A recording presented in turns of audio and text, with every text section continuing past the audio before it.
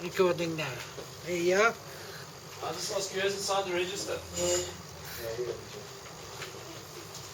You're vacating that check. Yeah.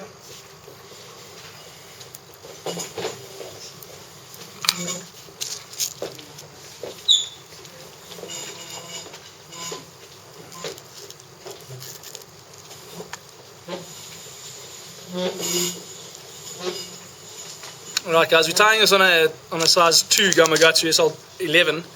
The reason why we use a hook, particularly for the triggers, is that they got unbelievable teeth. I mean, a standard hook, they'll bite through it quite easily. So not just the line, they'll bite through a hook, and you'll be hooked up on a fish and you'll be taking string and you'll fight him for 2 or 3 minutes, and all of a sudden he'll come loose and you think, oh, he's broken me off. But you'll get your hook back and it looks like a corkscrew. He's just chewed the hook into pieces. They're incredible. They got unbelievably strong jaws and teeth, and they use that to crush the crabs and stuff, and they chew through coral. And we've had situations where we've been hooked up onto the bottom, like your fly has been stuck in the coral, and a trigger will chase it, and you'll be pulling the coral along the bottom, and he'll eat the coral away from the fly until he gets to the fly, and then eat the fly. It's incredible. They're awesome fish. So you need a pretty thick gauge hook to get those guys. Ideally, you don't really want to hook them in the mouth. If you hook them too well, they bite you off. If they eat the fly too well, they bite you off. So that's why we use a nice long gauged hook, so that you keep the line away from the fish. Because whether you're fishing 40 pound or 15 pound, he's going to bite through it. It means nothing to him. So a nice thick gauge hook. For our estuaries and stuff like that, you could probably use something a little bit lighter gauge hook, so it's not sort of so obtrusive. But yeah, for this fly, we'll use this SL11, size 2. Right, start with a nice dumbbell in the front, nice and heavy. That's going to turn the fly upside down. Particularly when we're fishing on the coral, you want that hook to be riding up so that you aren't getting stuck on the bottom. Leave yourself a bit of space in the front, because we are going to tie a weed guard on there. We obviously fish a weed guard. There's a lot of turtle grass on the flats around there, and also to help it bump off the coral. If you're going to be tying this fly for the surf or for estuaries and that kind of stuff, you could probably leave the weed guard off. You don't really need it. Your hookup rate will be better without a weed guard, and there's not too much in the water around here that's really going to foul you up. There might be a little bit of grass in the water, but not too serious. Alright, so just a couple of figure 8 wraps around the front.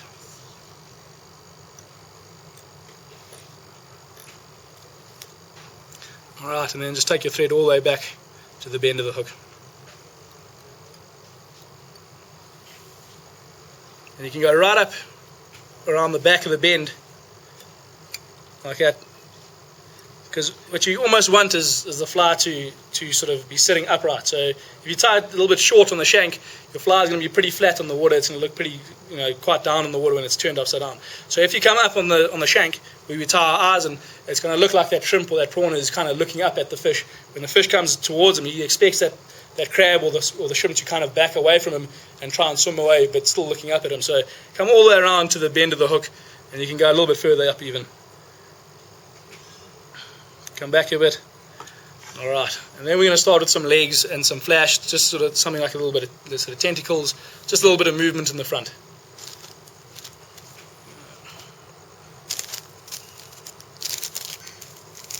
So just a little bit of crystal flash.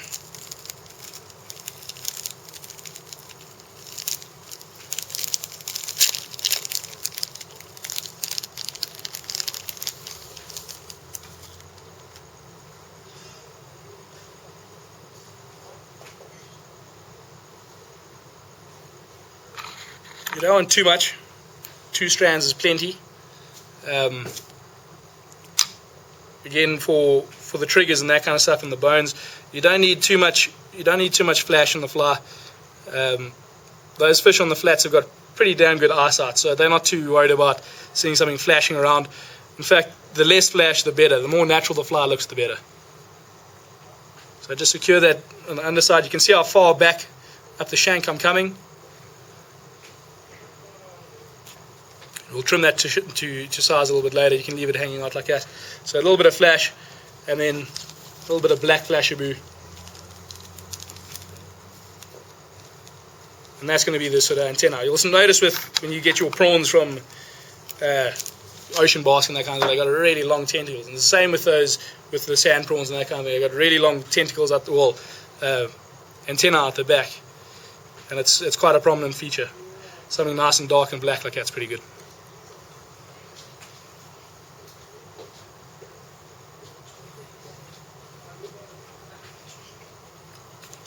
Alright, so that's, you kind of want to stack it all on top of each other, because that's all going to be coming sort of out the front of the fly. And when we work back, you'll see it will come sort of back to just over the shank over there, and we'll start with the brush. So all your materials are generally going to be tied over there.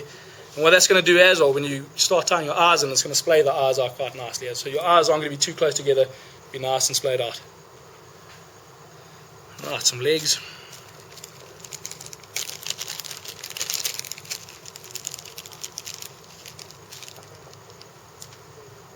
I'm a big fan of rubber legs in flies, only because you know, you can add them in, you can take them out while you're fishing, but you can never add them in while you're fishing. So rather have too many than too little. And if you find fish are spooking or you're not getting any reaction, you can always take some away, just break them off and carry on. And we tie that in exactly the same way as we tied in the flash.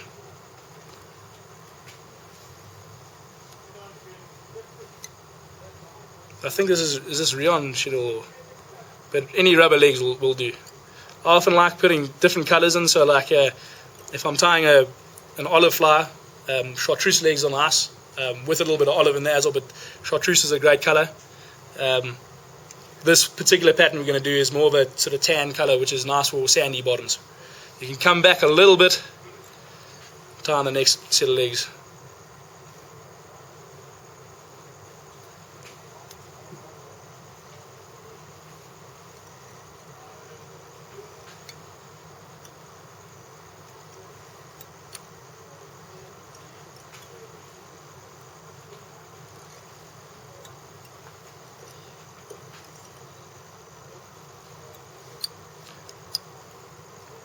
Alright, now we're going to come in with a bit of chenille. You can use anything. You can dub it. You can use a bit of this this frizz fiber is also quite nice. Something nice and orange or pink, and that's going to give it that egg sac, which is where the fly comes from, the spawning shrimp. You'll often find little like sand prawns and stuff kicking around. They've always got a little orange spot, whereas eggs or whatever it is, an orange spot on the fly definitely is a key trigger. You don't need too much because it's literally going to be a small little turn around, especially with this is pretty thick, so we can just do one little turn around the base over there.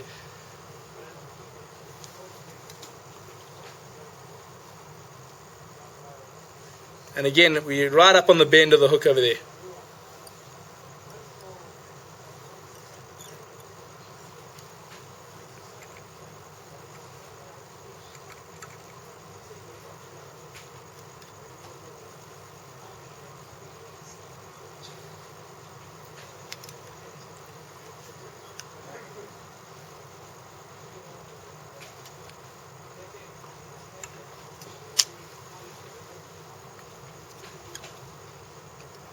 Just tie it off with one or two turns. So just turn the fly, make sure you're happy with it. Yeah, that looks alright. So we've got a nice egg sac over there. And then just trim off that excess.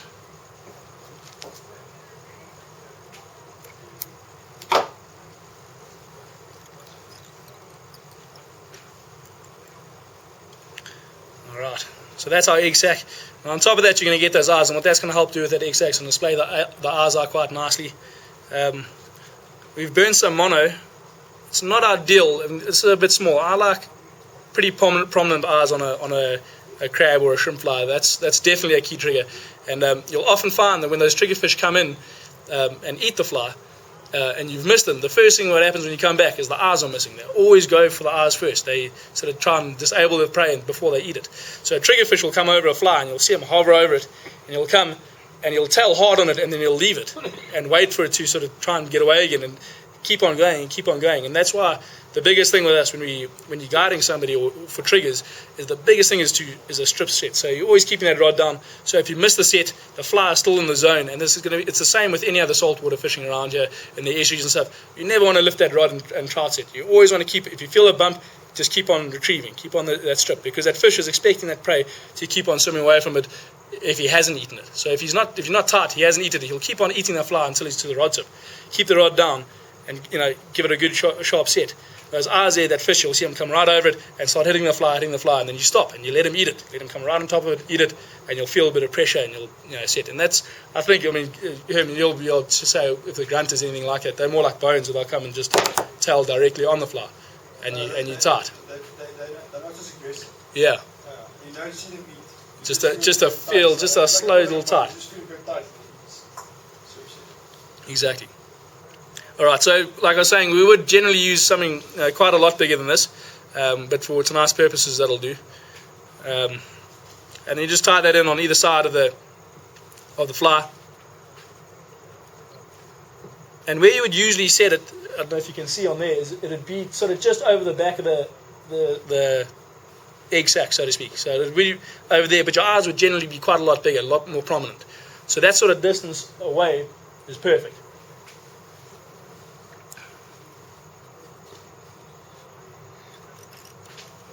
Tie that in, so it's kind of just sticking over the back there like that, and then just run your thread. Don't cut the mono off over here. Run it all the way down along the shank of the hook, and that's just going to give you a little bit more body in your fly.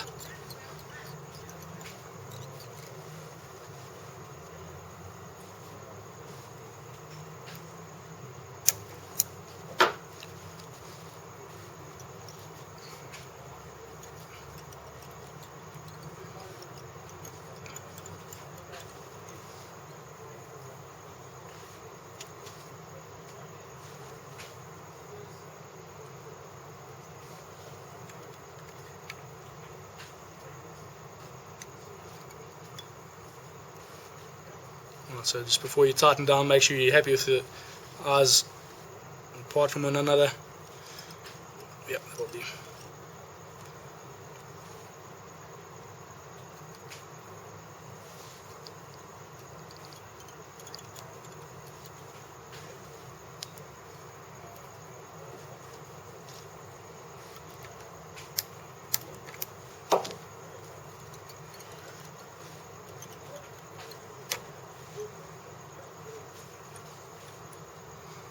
Okay, so you can see there how the egg sac has splayed those eyes apart like that.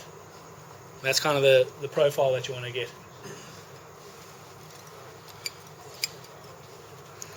All right.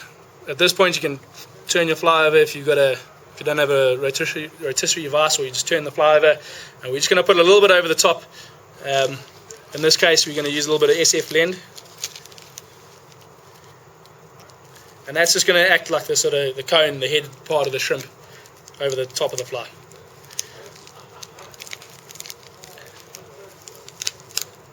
My favorite color for these particular patterns is an olive, like a nice dark olive.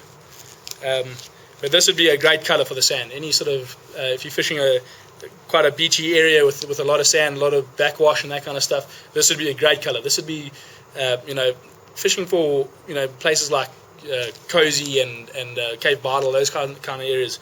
This would be an awesome color. You don't need too much.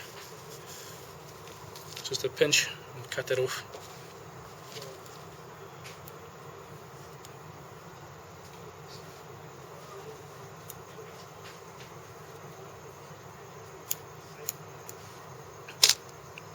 With this SF, if you cut it, and same with any synthetic, it cuts off pretty straight.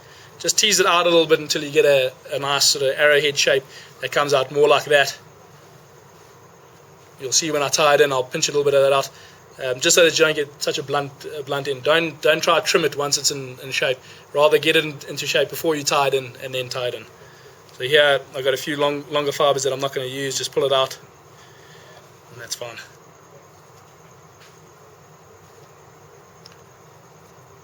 Place it on top, just feed it around the front of the hook. And most of these guys are pretty transparent, so it doesn't have to be too much material there. Less is probably more.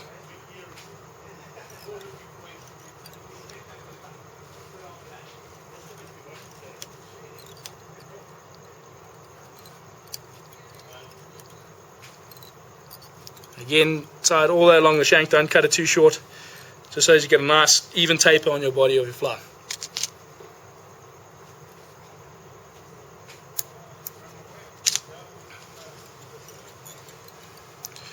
Alright, and that's probably the hardest part of the fly done. That front section, all we're going to do now is add a brush. And that's the great thing with brushes, that the material's already done, ready for you.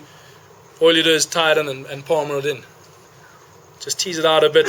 These brushes are a little bit long, so what we'll do is we'll just keep your wraps nice and open. You don't have to stack it too tight together, and then you can just trim the fly to shape. And with that, we don't have too many brushes here, so just be sparing with what you use. I'll tighten over there, and then just nice palmer.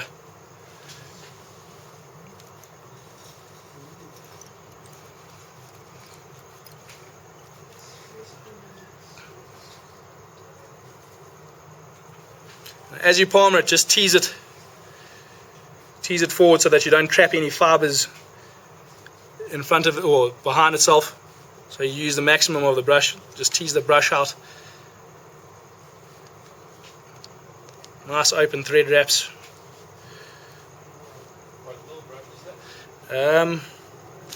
This one's quite thick. It's one mil. Yeah. We'd want rather. Yeah, so you get those really fine ones, you can get them nice and dense, and then you can actually wrap it pretty dense. And when you do that, you can trim it nice and flush underneath, and you don't see much of the wire. It's still like a nice body.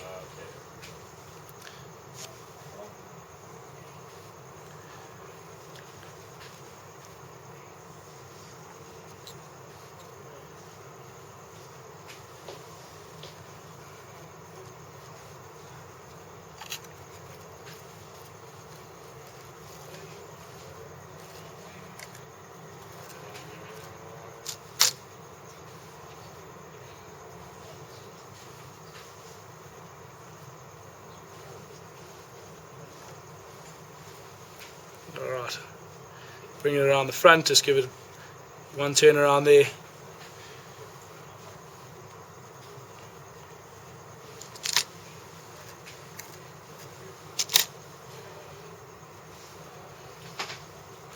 Alright, it looks like a nice big furry mess, but once you've trimmed it up, it actually comes out quite nicely.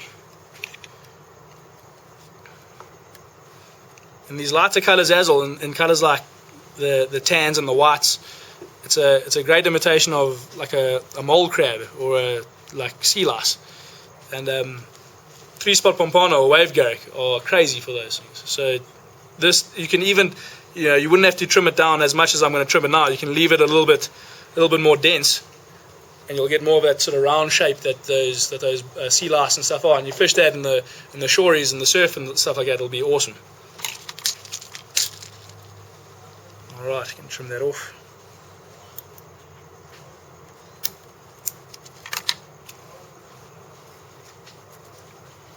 And then just tease out the fibers.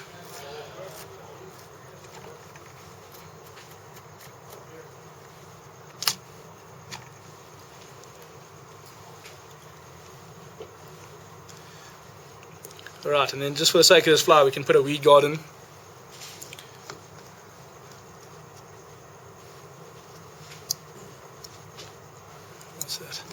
Okay, so this is 16 kgs, which is like 30 pounds, I think, thereabouts.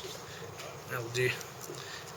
For your weed guards, you want something nice and hard. You want some, ultra green is a bit soft. Something like any sort of hard mono, something really stiff. Then you can fish it in a lighter diameter, but it's still pretty hard and does the job.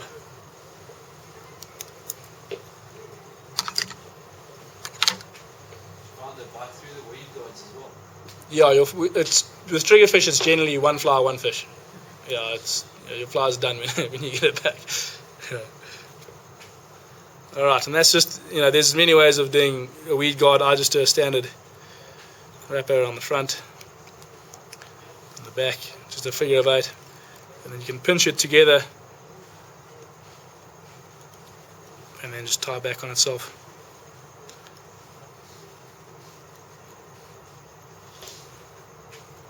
That's fine. So with that harder mono, that would really hold it in there.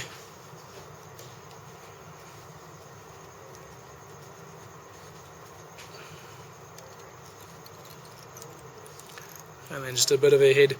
So with olives and those sorts of colours, you can tie with either like a chartreuse color or even a bit of red. Oh, Gary, that thing doesn't work for me. Where's Gary?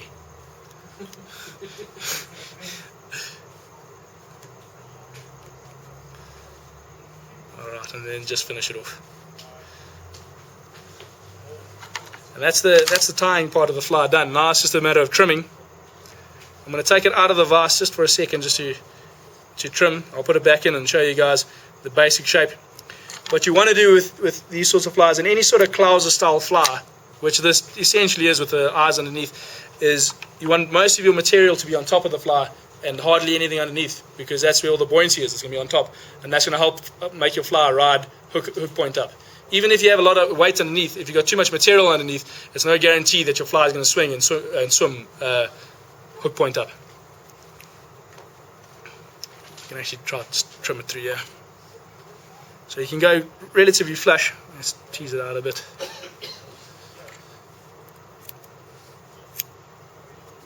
On the bottom.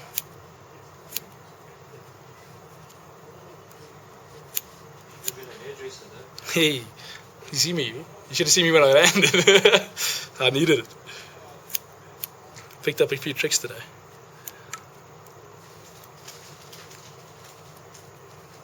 Alright, I'm going to have to just nip it out of the vise just for a second.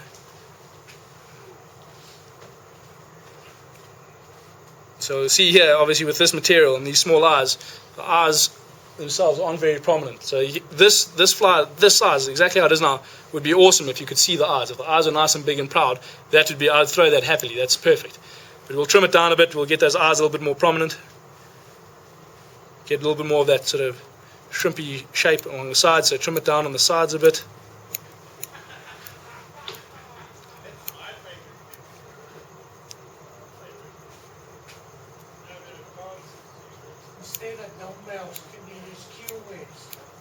You could, Charlie. What happens often then is that if you do get a second shot at a fish, your weights are gone, because if he eats the fly, you're using pretty light mono to have those rolling beads or something like that underneath, and you'll lose those beads, and then you got to essentially a weightless fly. So you often get those sort of. What lines are you guys fishing these on? Are you guys fishing intermediate? No, all floating. I mean, the water that we're fishing there is generally pretty shallow. But I mean, here on our coast, like a sink tip, like an intermediate tip would be perfect. But if you're fishing the estuaries and stuff, to shallow stuff, floating line is fine, because you're getting that. It's also, I mean, that's something I was speaking to Carl Reed, he fishes for Granta quite a bit down in George and stuff, and they've also been working quite on it. And he says often your take is when you strip with that fly and it's coming off the bottom, like it's kicking to the top, and those shrimp or whatever it is that they're eating swim out of the sand to the top and they kick on top of the water.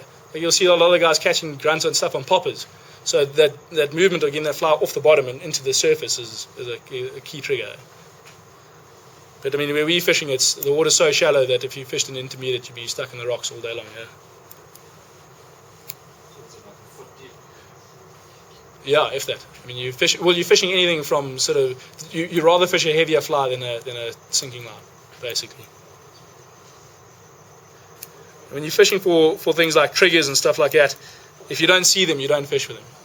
It's all sight fishing. You have to be able to see the fish, because you fish to how the fish reacts. So you speed your retrieve up, slow it down, that sort of stuff. All right, let's try. How are you casting? 15 minutes, 20 minutes? Yeah, I mean the longer the better. On the flats and stuff, there's not a whole lot of water movement. If the water's literally pumping, like if the tide's dropping out pretty quickly, then you don't want to be casting too far away from yourself. You want to be kind of on top of the fish, just so you have more control over the line. But if it's nice and quiet and still, then you can put out a nice long line. But to be fair, most of the guys can't cast 15 meters, so you got to be like on top of the fish. And how long are the leaders that you guys are using? For triggers, anything from sort of 10 to 13 foot. You don't really need to fish much longer than that, because the fish are so preoccupied with what's happening down here that they aren't too worried about anything coming over them. Although if you do put fly line over them, they're gone. They spook straight away. And triggers are ultra spooky fish. They're awesome. Oh, flat out. Yeah. No. There's not much a bone doesn't eat. They have their moments. Yeah, They yeah. are spurned. Yeah, this is actually quite a nice big bone fly. Big bones like this, something a little bit more chunky.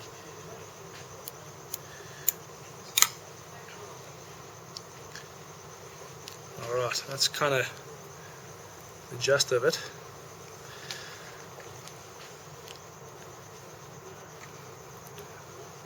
All right, so I've trimmed it down quite a bit on the sides to get a little bit more of that profile. With those little bit more, slightly more prominent eyes. You can even go thinner than this, but in the water it'll sort of thin out quite a bit.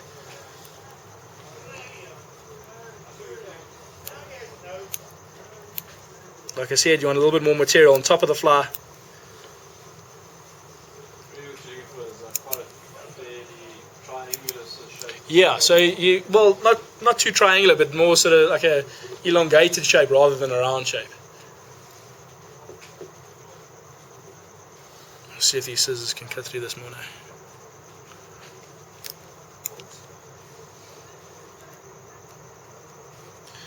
Alright, and then the legs you can leave nice and long.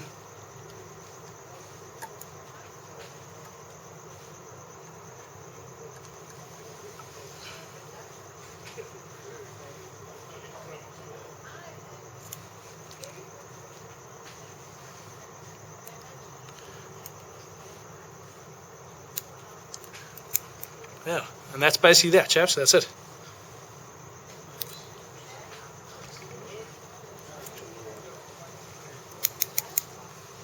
There you go. Morning shrimp. Done.